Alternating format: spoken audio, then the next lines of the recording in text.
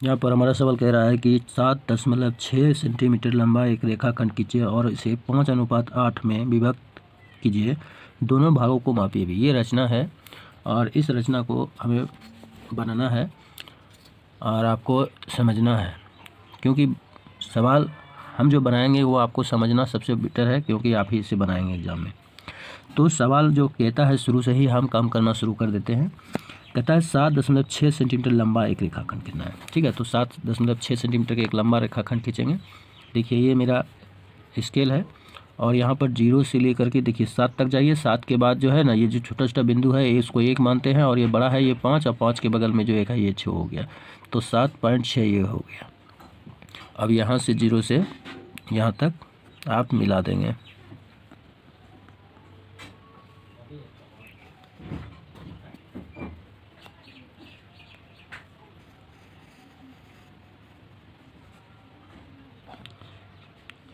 तो ये 7.6 हो गया।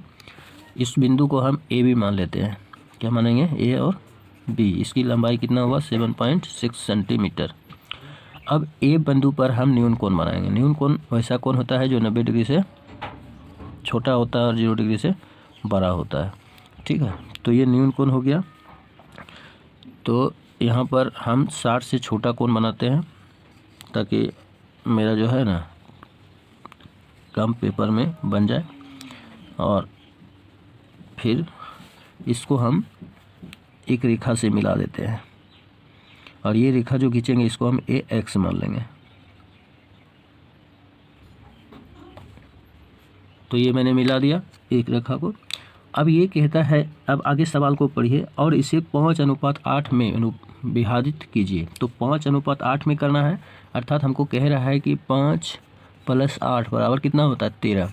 तो ए एक्स जो रेखा मैंने माना है न्यून कोण बना करके, इस रेखा पर 13 भागों में ए को विभाजित करना है। इस तरह करना है कि सब आपस में क्या हो? बराबर हो। तो एक निश्चित चाप हम ले लेंगे, यहाँ से उठाएंगे। ठीक है, और ये चाप क्या हमेशा बराबर होना चाहिए। तो इसे करके काटेंगे, 1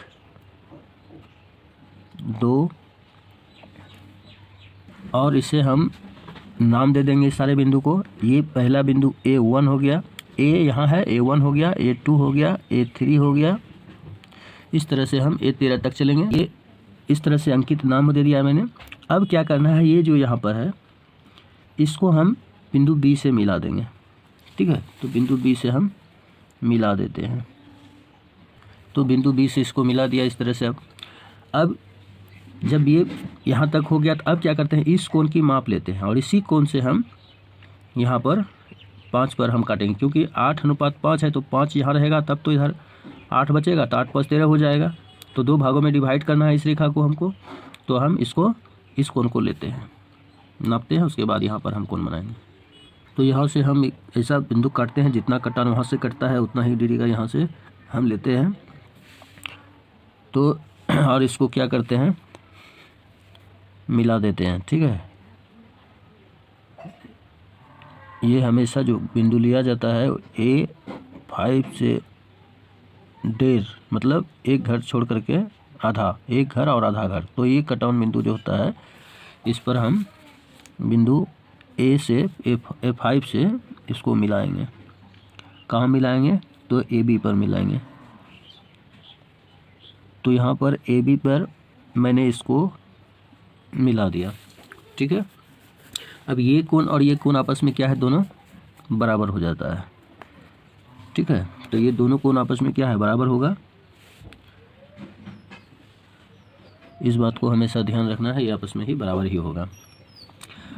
तो अब ये इस तरह से मेरा रचना हो गया है। अब करना है कि दोनों भागों, कहता है कि दोनों भागों को मापिए। ठीक है, तो माप के हम देख लेते हैं। तो ये मेरा जो आ रहा है 2.9 सेंटीमीटर, और ये कितना आया, ये आ गया आपका 4.7 सेंटीमीटर। तो इस तरह से नाप करके आप इसको बता सकते हैं। तो ये रचना कंप्लीट हो गया। अब रचना के चरण जो है हमको लिखना है। अगर सवाल में कह रहा है कि रचना का चरण लिखिए तो आपको लिखना है, अगर नहीं कह रहा है तब तो कोई बात नहीं है। फिर औचित्य पूछेगा तो औचित्य भी देना होगा, ठीक है। तो हम यहाँ पर औचित्य भी दे देते हैं और रचना का चरण भी लिख देते हैं। सबसे पहले हमने क्या क्या किया है वो भी लिख के देते हैं। तो औचित्य का चरण मैंने लिख दिया है। अब इसको क्या, ये जो मैंने रचना किया है इसका चरण लिखा है, तो आपको इस तरह से बनाना है। जब औचित्य की बात आएगी तो औचित्य के लिए आपको क्या करना है उसको भी हम लिख करके यहाँ बता रहे हैं। तो औचित्य में आपको कहना है कि त्रिभुज ABA13 में जो है यहाँ पर जो है A5 है, A5C जो है देखिए समान होगा, ये A13B के समांतर होगा एक दूसरे से, ये जो है और ये एक दूसरे का क्या है समांतर है, दिख रहे हैं, इसमें दिखाई पड़ रहा है कि A13 और A13B और A5C ये दोनों आपस में क्या है समांतर है। और तब जब थेल्समेयर का प्रयोग करते हैं तो उसमें A5 बटे A13 मतलब ये जो है A5 और बटे A5 A13 ये दोनों बराबर किसके होगा, तब उसके नियम से AC और CB के। तो इस हिसाब से हमारा AC बटे CB बराबर 5/8 हो जाता है अनुपातिक में, और ये हमारा औचित्य सही है। तो वीडियो देखने के लिए आपको बहुत बहुत धन्यवाद। आशा करता हूँ काफ़ी सवाल को अच्छी तरह समझ गए होंगे।